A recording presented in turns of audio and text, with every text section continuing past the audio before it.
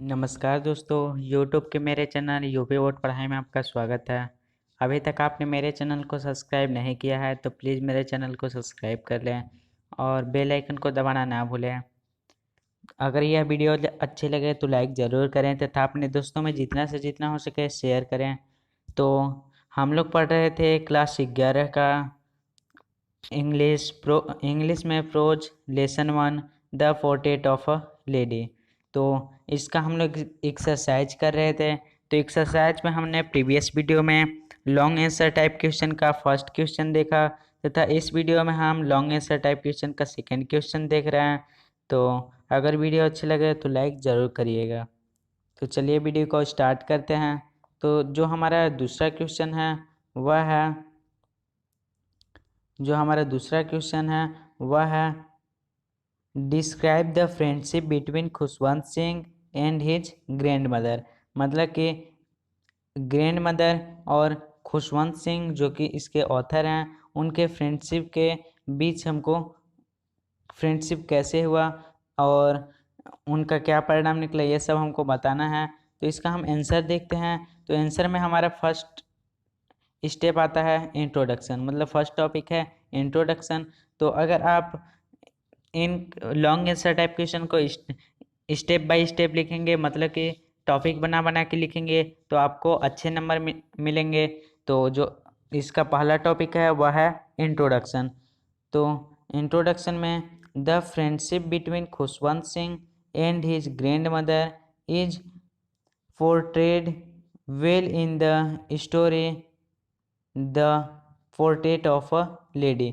मतलब कि जो खुशवंत सिंह और उनके दादी माँ के बीच जो फ्रेंडशिप है, उनका चित्रण the portrait of lady story में किया गया है।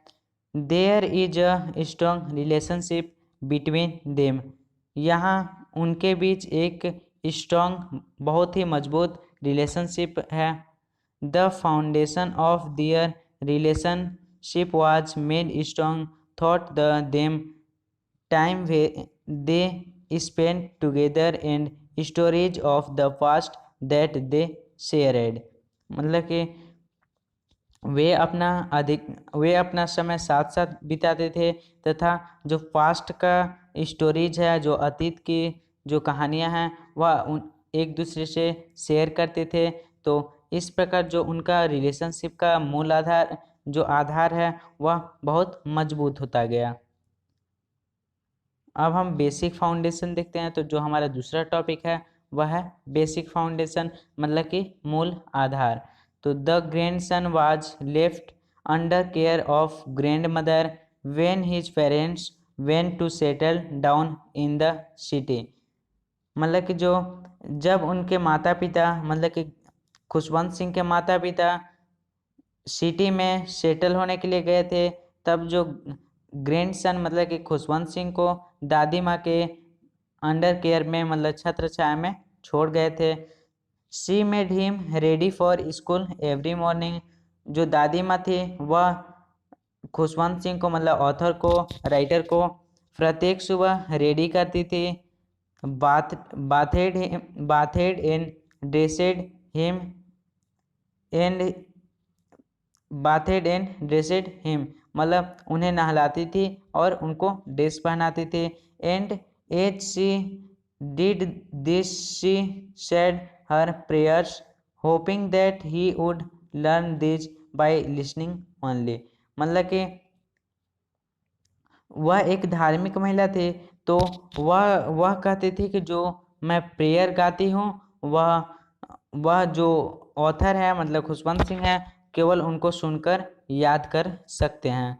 She also handed over the things that he would need for study. मतलब कि उन्हें जो स्टडी के लिए कोई भी वस्तुएं चाहिए रहती थी तो वो उनको देती थी। She fed him and led him to school. वह उन्हें खाना खिलाती थी और स्कूल छोड़ने जाती थी। During his school time she spent her time temple beside the school. मतलब कि जो खुशवंत सिंह के स्कूल टाइम के समय, वह अपना समय स्कूल के पीछे एक टेम्पल था उसी में बिताती थी। इन रिटर्न्स विथ हिम, दस they started a great bonding. मतलब कि और उनके साथ रिटर्न होती थी, वापस आती थी। इस प्रकार उनके बीच एक महान बंधन बन गया, मतलब कि उनके बीच एक महान रिलेशनशिप बन गया। तो जो दादी माँ थी वह उन्हें प्रत्येक सुबह उठाती थी, उनको नहलाती थी, कपड़ा पहनाते थे तथा उनको साथ साथ स्कूल जाते थे। और स्कूल के समय वह अपना समय टेम्पल में बिताते थे, मतलब मंदिर में बिताते थे, और उनके साथ साथ स्कूल से आते थे। तो इन सब जो उनके बीच निकटता आता गया, इस प्रकार उनके बीच जो एक महान रिलेशनशिप बन गया। तो अब हमारा आता है थर्ड टॉपिक, सेकेंड फेज, मतलब कि सेकेंड फेज मतलब दूसरा चरण। The author had a lot of respect and admiration for his grand mother and her love for the author was limitless. जो ऑथर थे वह अपने ग्रैंड मदर का बहुत ही सम्मान और प्रशंसा करते थे, और जो दादी माँ थी वह ऑथर के लिए जो उनका प्यार था वह लिमिटलेस था, मतलब कि असीम था, उनका कोई लिमिट नहीं था। इसके बाद आता है दे shared everything including time and room, मतलब कि जो वे रूम और समय के साथ साथ प्रत्येक चीज शेयर करते थे। This closeness standed their bond, मतलब कि जो उनका यह क्लोजनेस है वह उनके बंधन को, रिलेशनशिप को और अधिक बढ़ा दिया। But when the author was asked to shift to the city along with his grandmother, लेकिन जो ऑथर थे वह अपनी दादी माँ के साथ जब सिटी में शिफ्ट हुए थे, their relationship underwent a change, तो उनको रिलेशनशिप में एक चेंज करना पड़ा था। Their interaction become less as the author grew older, मतलब कि ज्यों ज्यों जो ऑथर थे वह बड़े होते गए, उनके जीवन में दादी माँ का जो हस्तक्षेप था, इंटरेक्शन था, वह कम होता गया। He was given a room of his own, मतलब कि उनको एक अपना रूम दिया गया था। And the common link of their friendship was shaped, जो उनके और उनके दादी के बीच जो फ्रेंडशिप का आम कड़ी था वह हिल गया। अब आता है हमारा थर्ड फेज, मतलब कि हमारा तीसरा चरण। तो तीसरे चरण में है the third phase was the time when he moved to a foreign university for 5 years, मतलब कि तीसरे चरण में है कि जब ऑथर विदेश यूनिवर्सिटी गए हुए थे, मतलब कि उनको हाइगर एजुकेशन के लिए विदेश यूनिवर्सिटी जाना पड़ा था, और वह वहाँ 5 वर्ष रहे थे। तो जब ऑथर 5 years के लिए विदेशी यूनिवर्सिटी गए हुए थे, this was a turning point in their relationship, तो उनके बीच में यह फ्रेंडशिप का जो रिलेशनशिप था उनके बीच एक टर्निंग पॉइंट था। बिकॉज दे सा लेस टू इच अदर, क्योंकि वह एक दूसरे को नहीं देख सकते थे। Even though now the physical proximity was less, conversation was less, मतलब कि जो उनके बीच जो शारीरिक निकटता थी, फिजिकल प्रोक्सिमिटी मतलब जो शारीरिक निकटता थी वह छीड़ होता गया, लेस होता गया, और जो उनके बीच बातचीत थी, कन्वर्सेशन था, वह भी कम होता गया। But the basic foundation of their relationship was extremely strong, लेकिन जो उनके रिलेशनशिप का जो मूल आधार था वह बहुत ही स्ट्रॉन्ग था, अत्यंत मजबूत था।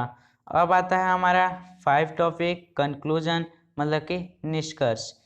They have shared a great bond, मतलब कि वे एक दूसरे से एक महान बंधन के रूप में शेयर किए, मतलब वे एक महान रिलेशनशिप को शेयर किए। Grand mother was with writer in his each and every step. जो दादी माँ थे वह राइटर के प्रत्येक स्टेप पे उनके साथ थे। She made his childhood memorable. और जो वह थे वह उनके चाइल्डहुड मतलब बचपन के एक अविस्मरणीय बन गई थी। मतलब कि जो ऑथर के लिए दादी माँ एक अविस्मरणीय बन गई थी, मतलब उनको कभी भूल नहीं सकते थे। She kept a tenacious hold on to her life till her grandson returned from abroad. मतलब कि जब जब जब तक जो ग्रैंडसन थे, जो उनके पोते थे, जब तक विदेश से वापस नहीं लौट गए, वह अपने लाइफ पर कठोर पकड़ बनाए रखे, मतलब वह तब तक मरी नहीं। ओनली आफ्टर सीइंग हिम, केवल उनको देखने के पश्चात, सी ब्रेथेड हर लास्ट, मतलब कि उन्होंने अंतिम सांस ली। तो जब तक जो ऑथर थे वह घर नहीं लौटे थे तो उन्होंने अपने लाइफ पर कठोर पकड़ बनाए रखे। उन्होंने उस समय नहीं अपने जान को गंवाए, लेकिन केवल उनको देखने के पश्चात जब वह रिटर्न हो गए थे फॉरेगन से, मतलब कि लेखक विदेश से जब लौटे थे, केवल उनको देखने के पश्चात सी ब्रेथेड हर लास्ट, उन्होंने अपनी अंतिम सांस ली। तो आई होप आपको यह वीडियो पसंद आएगी। तो हमारे जो क्वेश्चन 2 है वह यहाँ समाप्त होता है। तो अगर यह वीडियो अच्छी लगी हो तो लाइक ज़रूर करिए और जितना से जितना हो सके अपने दोस्तों में शेयर करिए, तथा अभी तक आपने चैनल को सब्सक्राइब नहीं किया है तो प्लीज़ चैनल को सब्सक्राइब कर लीजिए। फिर मिलेंगे अगले वीडियो में फिर एक नई टॉपिक के साथ। तो आज के लिए बस इतना ही। Thanks for watching the video. Thank you.